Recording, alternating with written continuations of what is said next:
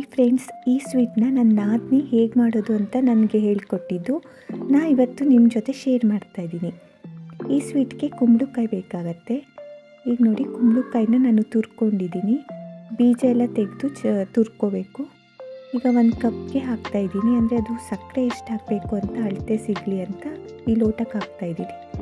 ನೋಡಿ, 1 ಕಪ್ಪು ತುರಿ ಆಯಿತು. ಅದಕ್ಕೆ ಅರ್ಧ ಕಪ್ಪಷ್ಟು ಸಕ್ಕರೆ ಹಾಕಬೇಕಾಗತ್ತೆ. ಈ ಸ್ವೀಟಿಗೆ ಹೆಚ್ಚಿಗೆ ತುಪ್ಪ ಏನೂ ಬೇಡ, 1 ಸ್ಪೂನ್ ಅಷ್ಟು ತುಪ್ಪ ಇದ್ದರೆ ಸಾಕಾಗತ್ತೆ. ಇದನ್ನು ಬೆಲ್ಲ ಹಾಕಿ ಕೂಡ ಮಾಡ್ಬೋದು. ನಾನಿವತ್ತು ಸಕ್ಕರೆ ಹಾಕಿ ಮಾಡ್ತಾಯಿದ್ದೀನಿ. ನೋಡಿ, ಈಗ ಸಕ್ಕರೆನೂ ಹಾಕಿ ಆಯಿತು. ಈಗ ಸ್ವಲ್ಪ 1/4 ಸ್ಪೂನಷ್ಟು ಉಪ್ಪು ಹಾಕಬೇಕು. ಇದು ಸೌಳಿರುತ್ತೆ, ಹಾಗಾಗಿ 1/4 ಸ್ಪೂನಷ್ಟು ಉಪ್ಪು ಬೇಕಾಗತ್ತೆ. ನೋಡಿ, ಇದನ್ನೆಲ್ಲ ಹಾಕಿ ಚೆನ್ನಾಗಿ ತೊಳೆಸ್ಬೇಕು.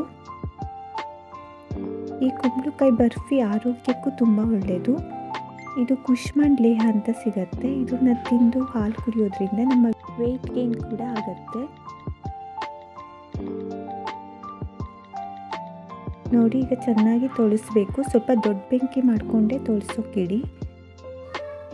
ನಾನೀಗ ಏಲಕ್ಕಿ ಪುಡಿ ಕೂಡ ಆ್ಯಡ್ ಮಾಡ್ತಾಯಿದ್ದೀನಿ. ಏಲಕ್ಕಿನ ಈಗ ಸ್ವಲ್ಪ ಪುಡಿ ಮಾಡ್ಕೊಳ್ಳೋಣ.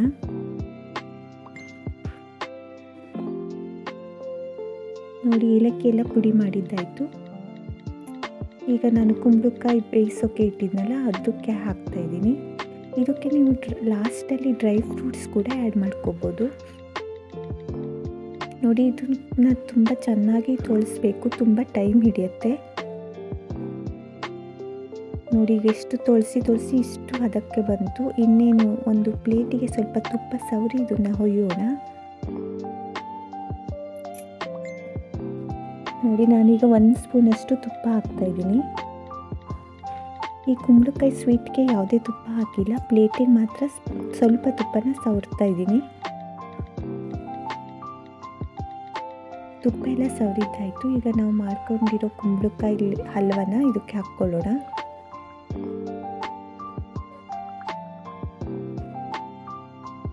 ನೋಡಿ, ಇನ್ನೂ ಸ್ವಲ್ಪ ಹೊತ್ತು ತೊಳೆಸ್ಬೇಕಿತ್ತು ಅಂತ ಅನ್ನಿಸ್ತಾ ಇದೆ. ನೋಡೋಣ ಎಷ್ಟು ಗಟ್ಟಿ ಬರುತ್ತೆ ಅಂತ.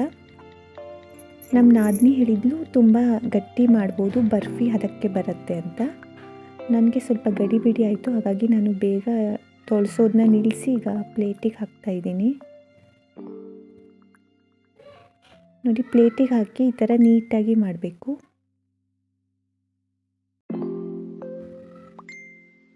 ನೀಟಾಗಿ ಮಾಡಿದ ಮೇಲೆ ಇದನ್ನು ಫುಲ್ ಕೂಲ್ ಆಗೋಕ್ಕೆ ಬಿಡೋಣ.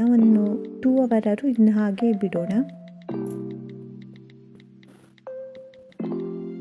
2 ಅವರ್ ಆಯಿತು. ನೋಡಿ, ಇಷ್ಟು ಗಟ್ಟಿ ಬಂದಿದೆ.